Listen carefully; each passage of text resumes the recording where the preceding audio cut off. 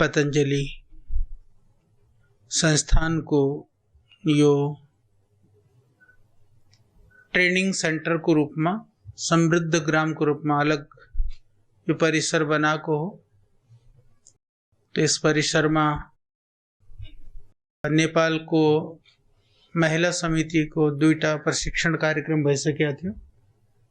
योग जो अपना समिति को एउटा पहलो कार्यक्रम है, पहले भाको एउटा युवा को पनि भइसकेको छ और नेपाल का दाजुभाइहरूलाई दिदीबहिनीहरूलाई देखेर अब भारत को पनि सबै संगठनहरूको प्रशिक्षण पनि यहाँ सुरु हुने हो। तो आप बाकी से आगे तपाईहरु अगाडि हुनुहुन्छ, त्यसको लागि आफ्नो लागि ताली बजाउनु।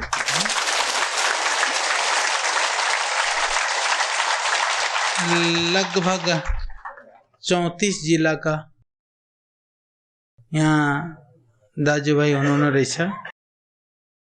34 जिला में 3 जिला तो हाजिरी आफ्नो जस्तो उपस्थिति गराउनको लागि, सबभन्दा धेरै तो ओभियसली काठमाडौँ का नै हुनु रहेछ। काठमाडौँ पछि म देख्दैछु सलाही को जो है संख्या धेरै छ। सलाई पछि धनुषा, धनुषा पछि नहीं सिराहा, पहले धनुषा को धेरै छ, धनुषा पछि फिर सलोई, सलोई ना सरलाही, सरलाही, सरलाही, तो सरलाही का भा बाकी झापाबाट पनि, हाँ झापाबाट सेकेंड नंबर काठमाडौँ बार को, फिर झापा और मोरंग, मोरंग का पनि 38 जना हुनुहुन्छ, 31। तो सबैलाई धेरै शुभकामना। और यहाँ पर मेरो मंच में हाम्रो बहुत ही प्रिय पुरुषार्थी और एक सूत्रीय कार्यक्रम योग मिशनलाई अगाडि बढाउनको लागि लाग्नु भएको भाइ हाम्रो लवदेव जी र यहाँ मंच में सबै केंद्रीय प्रभारीगण और प्रांत का प्रभारीगण, हमारी पूज्य साध्वी दुए जो महिला मुख्य केंद्रीय प्रभारी महिला पतंजलि योग समिति र मुख्य केंद्रीय प्रभारी युवा संगठन, और मेरे सामने में सबै जिलाहरू का हाम्रो योग शिक्षक, अनेक पदमा अनेक कार्यमा संलग्न हुनुभएका सबै दाजुभाइहरू। संसारमा यदि सानो काम गर्ने हो भने संघर्ष कम हुँदो रहेछ, ठुलो काम गर्ने हो भने ठुलो संघर्ष को सामना गर्न पर्दो रहेछ। त्यही भएर संसारमा सबैले ठुला काम पनि गर्न सक्दैनन्, सबै मान्छे ठुला पनि हुन सक्दैनन्। आज एकपाली मान्छेले ठुलो कार्य गरेपछि प्रायः अरूहरूको मनमा हुन्छ कि यो तो बाई लक, यसलाई त भगवानले यतिकै दिए। त्यो अच्छा नेपालीहरुमा पनि और भारतीय दुईटैमा एउटा एउटा मानसिकता के छ भने अलिकति केही धन सम्पत्ति पैसा केही पद पायो भने नि अर्कोले यो सोच्छ कि यसले जरुर गडबडी गरेको, यो चाहिँ इमानदारीले त ठुलो पनि हुन सक्दैन थियो। यानी यदि ठुलो पदमा पुगेको मान्छे र ठुलो उद्योग गरेको मान्छे इमानदार छ भनेर सोच्ने मानसिकता छैन। तो यो मानसिक यस्तो चाहिँ बाहिर छैन, अन्त अरू देशहरुमा छैन। भाइ कोही व्यक्ति खराब हुन सक्छ, कोही नेता पनि खराब हुन सक्छ, कोही उद्योगपति पनि खराब हुन सक्छ। त्यो हैन कि सबै राम्रा हुन्छन्, पर यस्तो पनि हैन कि एकदम सबै नराम्रा हुन्छन्। पर हाम्रो सहज मानसिकता कि कसैलाई के अलि ठुलो गाडीमा चढेर हिँडेको या ठुलो घर भएको देखियो भने अरे यसले कहीं न कहीं गलत गरेर चाहिँ नि के घुस खाएर ल्याएको, क्या घुस घुस भन्ने भन्नु, हाँ त्यो एउटा मानसिकता। तो अब के गर्ने तो अब त्यो मानसिकतामा व्यक्तिलाई आफ्नो उन्नति र समृद्धिको बाटोलाई रोक्छ मान्छेले कि तँ ठुलो बन्ने भने त तँलाई तो भ्रष्ट हुन पर्छ। त्यो मानसिकता नै खराब भयो। यानी कि जब हामीले यो सोच्यो कि ठुलो कोही हिँडेको बाटोमा हिँडेको मान्छे र या के उद्योग र केही धन्दा गरेको मान्छेलाई हेरेर हाम्रो मनमा एउटा भावना आयो के यो भावना ओहो यो जरुर बेइमानीले कमाएको होला। यसको अर्को अर्थ के हुन्छ थाहा छ कि हामीले यदि सोच्यौं भने म पनि ठुलो कसरी हुने तो विचार आउने बित्तिकै फिर एउटा विचार आउँछ तू भी बेईमानी करेगा तो बड़ा होगा। क्यों? हमने ये सोच लिया पहले से ही, एक मानसिकता बना ली बेईमान बड़े होते हैं तो तुमको बड़ा होना है तो तुमको भी बेईमानी करनी पड़ेगी। पर यदि हम ये सोचे कि ईमानदारी से भी आदमी बड़े होते हैं तो हमारे अंदर ईमानदारी से आगे बढ़ने की भावना बलवती होगी। तो इसलिए बहुत सारे लोग आगे बढ़ने का प्रयास नहीं करते क्योंकि उनको लगता है कि बड़ा बनना है तो बेईमान होना पड़ेगा। बेईमान होना नहीं इसलिए आगे भी नहीं बढ़ना, वही पड़े रहो वही ठीक है। हाँ, तो ये मानसिकतालाई खत्म गर्ने कि हामीले कुनै पनि क्षेत्रमा पुरुषार्थले परिश्रमले हामी अगाडि बढ्न सकिन्छ। तो एउटा दृढ निश्चय दृढ भावना हामीमा हुनुपर्छ। और अर्को कुरा कि संसारमा परिवर्तन गर्नको लागि केही परिवर्तन ल्याउनको लागि कोही सर्टकट बाटो छैन। यदि सर्टकट कोही यस्तो बाटो हुन्थ्यो भने तो दुनियाँमा एकदम परिवर्तन हुन्थ्यो होला। नेपालको सन्दर्भमा पनि केही नेताहरू यस्ता छन् तो सर्टकटबाट एकदम छाएका। त्यसमा एउटा हिन्दीमा एउटा कहानी छ के एउटा बहुत पुराना पेड़ रुख रहेछ के उसको पीपल को रुख तो पीपललाई तो नेपाली में पीपली भनिन्छ नि। तो पीपल को रुख रहेछ 50-100 वर्ष पुरानो। तो त्यो पीपल को रुख को एकदम नजदीक में जराथीम कसैले नै वो लौका को बिरुवा लगाइदिएछ क्या, लौका है ना, लौकी ले जाकर के बो दिया। तो कई महीना में वर्षा को मौसम एकदम लौका चाहिँ फैलिएर एकदम पीपल को टुप्पा में। तो पीपल को टुप्पा में जब लौकी पुगेपछि सम्झाउनको लागि दृष्टान्त हो।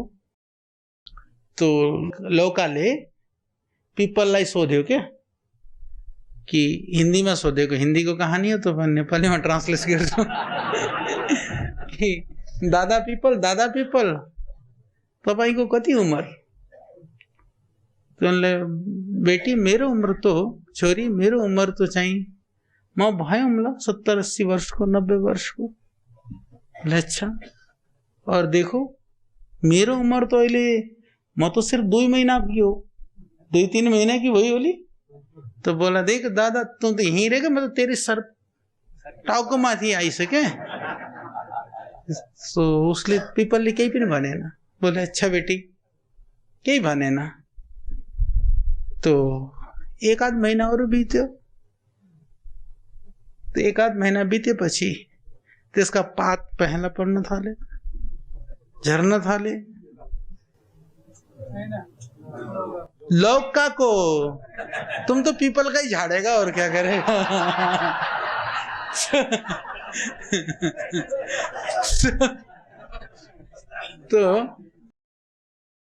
तो जब पात झर्न थाले तो फिर लौकाले सोध्यो पीपल संग पुतेसित पीपललाई सोध्यो कि दादा पीपल यो के भएको छ? यस्तो पहेँला मेरा पात भइसके, झर्न थालिसके, यो किन भएको यस्तो? तो पीपलले भन्यो बेटी छोरी जस्तरी बढ्छन् नि त्यसको त्यस्तै हुन्छ। 2 महिनामा बढेका त 2 महिनामा नि झर्छन् नि त।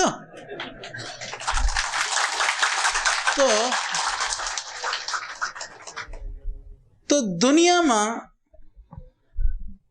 कुनै कुरालाई समझमा आएन? सबैलाई सम्झिनु भयो नि सबैले? एकदम पूरा नेपालको सन्दर्भमा यो 100% सटीक कहानी हो, यसलाई याद राख्नु। अब पतंजलि के हो? पतंजलि को भूमिका हो दादा पीपल वाला काम। यहाँ निरंतरता चाहिए, अखंड प्रचंड पुरुषार्थ। अब लवदेव जी लाग्दै भइसक्यो, कति 20 वर्ष जति भयो। अब कोही आएर चाहिँ नि शिविर गरेर गएर 1 आध महीना 2 महीना लगाएर फिर शिविर, अरे बस थक्यो, खत्म हो गया। नेपालको परिवर्तन पनि भयो, नेपाल निरोगी पनि भयो, योगमय नेपाल पनि भयो, खत्म। तो हाम्रो मनमा, हमारे हृदय के अंदर ऐसी दृढ़ता होनी चाहिए कि मैंने जिस मार्ग पर चलने का संकल्प लिया है उस पर मुझे अखंड प्रचंड पुरुषार्थ के साथ में, निरंतरता के साथ में चलना है। एक दिन के लिए भी मुझे विश्राम नहीं लेना है, ये भाव चाहिए। तो हामी प्रवृत्त तो हुन्छौं, हम लोग लग तो जाते हैं, पर फिर कुछ दिन के बाद में लगता है अरे किया था तो कुछ भी नहीं हुआ। फिर कौशल यो योग समिति, फिर कोई वो संस्था, कोई फिर यो संगठन, फिर आर्को समिति बनी, फिर के सब चलाइरहन्छ। किन? वो डेली कोई दाल भात सब्जी थोड़ी ना हो, साग, कि आज ये स्वाद को खानी, भोलि अर्को स्वाद को खानी, पर्सि अर्को स्वाद खोज्ने, बर्बाद हुन्छ। फिर तो 10 लाख से यहाँ पनि कसैलाई 10 ला रही है के दिन पछि। हाँ, मलाई थाहा भइसक्यो। बरसातमा अलि कम खाने गर्नु क्या, उपवास गरेर हो। हम मलाई सम्म खबर लिइरहन्छु क्या। हाँ, हालांकि यिनीहरूले बताएको होइन, मलाई अरू कहीँबाट समाचार आएको, राशन सप्लाई विभागबाट समाचार आएको। त्यही भएर तो किन यो एक दिनको काम होइन क्या। अच्छा, जहाँसम्म श्रद्धा र विश्वासको कुरा हो, स्वभावतः नेपालीहरू श्रद्धालु, विश्वास गर्ने मान्छे, विश्वास और भावनाशील। पर जो भावनाशील मान्छेहरूको एउटा कमजोरी पनि हुँदो रहेछ के, भावना कोही लौकाको जस्तै बढ्दो पनि चाँडै रहेछ, और लौकाको जस्तो कहिले कहिले नि उम्लाउन के भन्छ त्यसलाई नेपाली शब्द छ नि, ओइलाउन पनि चाँडै ओइलाउँदो रहेछ क्या।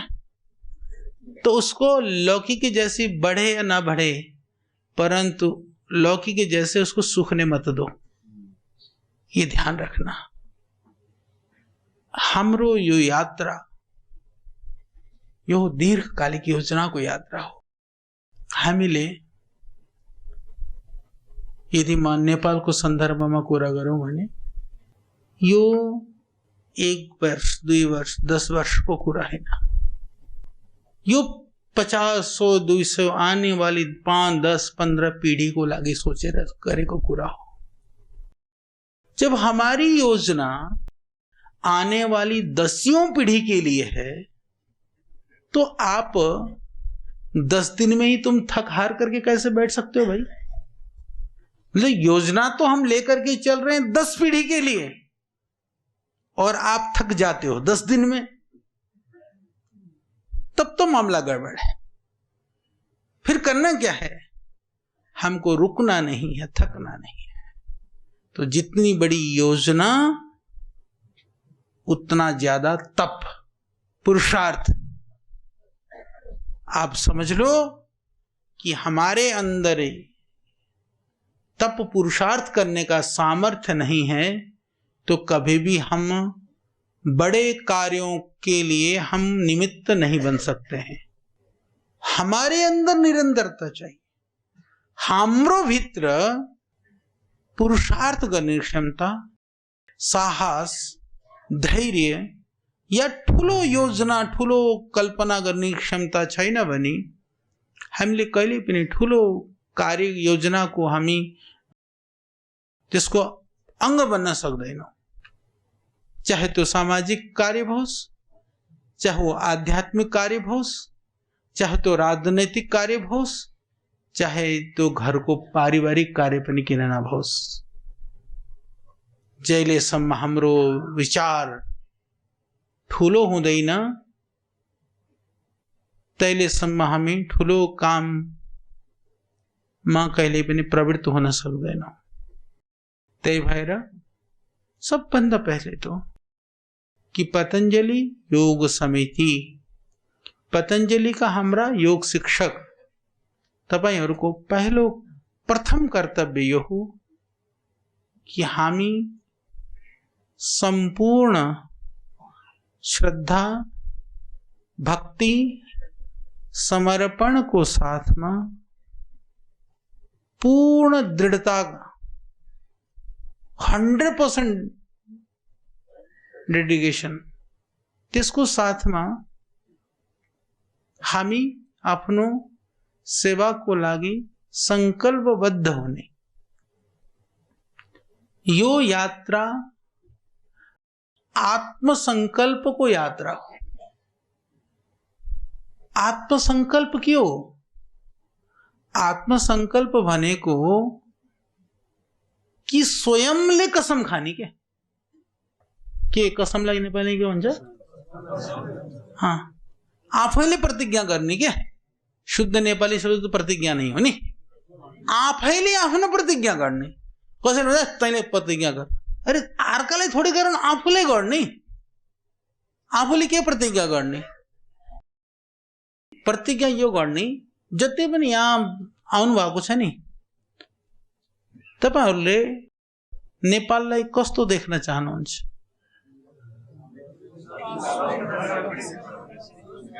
तो नेपाल तो देख्न चाहनुहुन्छ भने तपाईको कुनै पनि कर्म त्यो स्वप्नको विरुद्ध नहोस्। बस यही कसम खानी, यही प्रतिज्ञा हो कि जो म जस्तो समाजलाई मैले देख्न चाहन्छु, जस्तो म आफ्नो देशलाई देख्न चाहन्छु, जस्तो म आफ्नो वरिपरिको वातावरणलाई देख्न चाहन्छु, त्यो मेरो विचार, त्यो मेरो संकल्प बाहेक म जो पनि गर्छु, जो पनि मेरो विचार छ, जो पनि मेरो कर्म छ, मेरो उठ्न बस्न खान पिउन जाग्न सुत्न सबै काम त्यही लक्ष्यको पूर्तिको लागि भओस्। तपाईहरु उद्योग गरे, नौकरी गरे, खेतीबारी गरे, केही पनि काम गरे पनि यो भावनाको साथमा गर्ने। यो भावना कि मैले यो काम गर्नाले, मेरो यस कार्यले मेरो परिवारको लागि तो राम्रो हुन्छ, परन्तु परिवारलाई ठीक गर्नको लागि पनि मैले आफ्नो समाज, देश र देशको भविष्यको लागि म केही न केही कन्ट्रिब्युसन गरेर त्यसको निर्माणको लागि, त्यसको समृद्धिको लागि, त्यसको विकासको लागि मैले केही गर्ने हो। यो भावना हाम्रो मनभित्र हुन पर्छ। यदि यो संकल्प भयो भने एक तो हामी कहिले पनि आफ्नो मार्गबाट, आफ्नो बाटोबाट विचलित हुँदैनौं। अर्को कुरा के हुन्छ भने हामी फेरि हाम्रो सोच, हाम्रो विकास, हाम्रो विचार आहिस्ता आहिस्ता धीरे धीरे तो विकसित हुँदै जान्छ, व्यापक हुँदै जान्छ। सोच बृहत र व्यापक हुन थाल्छ। तपाईहरुलाई थाहा पनि हुँदैन कहिले तपाईहरुको विचार एकदम ठुलो भइसक्यो। एक दिनमा ठुलो सोच्ने विचार पनि आउँदैन के। मान्छे एक दिनमा चाहिँ एकदम आकाशमा पुग्न सक्दैन, परन्तु एक एक पाइलालाई बढाएर, एक एक कदमलाई बढाएर, एक एक स्टेप आगे गर्दै हिँडेको मान्छे त पुग्न सक्छ नि त। तो अगाडि बढ्नको लागि हिँड्न जरुरी छ, परन्तु हिँड्न सिर्फ एउटै खुट्टाले मात्रै हुन सक्छ। दुईटा खुट्टाले एक साथ उचाल्यो भने के हुन्छ? खतम। तो नउचालेको पनि पुग्न सक्दैन, यदि दुईटै उचाल्यो भने पनि बर्बाद। फिर तो आफ्नो क्या यो कमर समर हार्ड गोड़ सब बराबर हो जाएगा। तो यो विधान हो, यो व्यवस्था हो, यो नियम हो, यो व्यवस्था नियम र विधालाई हामीले जान्न पर्छ। कुन समयमा कुन काम गर्ने हो, यो पनि हामीलाई संगठन चलाउनको लागि यो अत्यन्त जरुरी कुरा हो के। घर पनि त्यसैले चल्छ। जो व्यक्तिले सही समयमा सही निर्णय गर्न भनी केही पनि चल्दैन दुनियाँमा। फिर तो वो हिंदी में एउटा कविता छ, वो छ के भजन, जीवन बीत गया तो जीने का ढंग आया, कि जब बुढ़ापा आएपछि नि अरे वो हो मैले जवानीमा यो गर्दिन थिएन भने तो यो ठीक हुन्थ्यो होला। अरे बीत गई, अब तो जवानी गई, गलती हो गई, अब कुछ सोचने के लिए नहीं है। परंतु मेरा कहना यह है कि जितनी बच गई उतनी तो बचा लो। जो बीत गई बीती ताही विसार दे, आगे ताही सुधीले। जो बीत गया उसके लिए भी सोचो मत, जितना बच गया उसके लिए सोचो। उसके लिए सोचो कि 100% मुझे क्या करना है। तो म यही भन्न चाहन्छु कि तपाईहरुको यो यसलाई, यस पतञ्जलि आगमनलाई पतञ्जलिसँग जोडेर, सधैँ स्वामीजीको स्वप्नसँग जोडेर त्यो स्वप्नलाई साकार गर्ने जो प्रयास हो त्यसलाई आफ्नो जीवनको सौभाग्य मान्नु। कुनै कुरालाई यदि हामीले सौभाग्य मान्यौं भने नि त्यस कुराको प्रति, त्यस काम को प्रति, यानी किसी चीज को हमने ऐसा मान लिया ना ये हमारा सौभाग्य है, तो समझ लेना कि वो जब सौभाग्य मानते ही उस कार्य के प्रति रुचि बढ़ेगी, निष्ठा भी बढ़ेगी, श्रद्धा भी बढ़ेगी, और श्रद्धा के साथ साथ में समर्पण भी बढ़ेगा। तो इसीलिए बहुत जरूरी है कि आप निष्ठा के साथ में सौभाग्य मानते हुए इस कार्य के लिए आप सब लगे, समर्पित हों, क्योंकि आपका समर्पण ही इस संस्थान को शक्ति देगा, आपका समर्पण ही आपके सपनों को पूरा करेगा। आप इतने सारे भाई बैठे हो, 34 जिलों के हमारे 455 लोग यहाँ पर हैं, तो 455 लोग एक ही विचार से, एक ही संकल्प से, एक ही दिशा की ओर आगे बढ़ेंगे तो देश क्यों नहीं आगे बढ़ेगा, देश क्यों नहीं खड़ा होगा। 100% देश खड़ा हो जाएगा।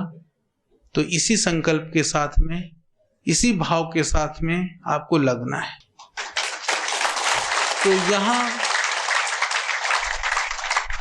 कहिले काहीँ के हुन्छ भने नि, अच्छा मैले तो गरिरहेको छु, मैले गरेको तो कसैले सोध्दैन, कसैले मैले गरेको बुझ्दा पनि बुझ्दैन।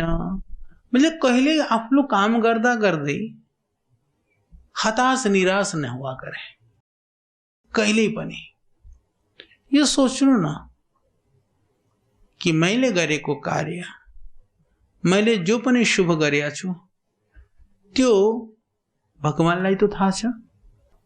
तो पुण्यको खातामा तो सञ्चित भइरहेछ नि। तपाईहरुले केही गरेको हो, योग शिविर लगाएको, अरूलाई स्वस्थ पारेको, रात दिन एक गरेर खटेको, चल मान्नु कि त्यो काम मुख्य रूप से तो मुख्य हाम्रो प्रमुख केंद्रीय प्रभारी जी हमारे यहाँ विराजमान है, लवदीप जी का काम है कि रिपोर्ट को ठीक से लेकर के बना ले। यदि नहीं बना तो क्या तुम्हारा किया हुआ काम निरर्थक थोड़ी हो गया?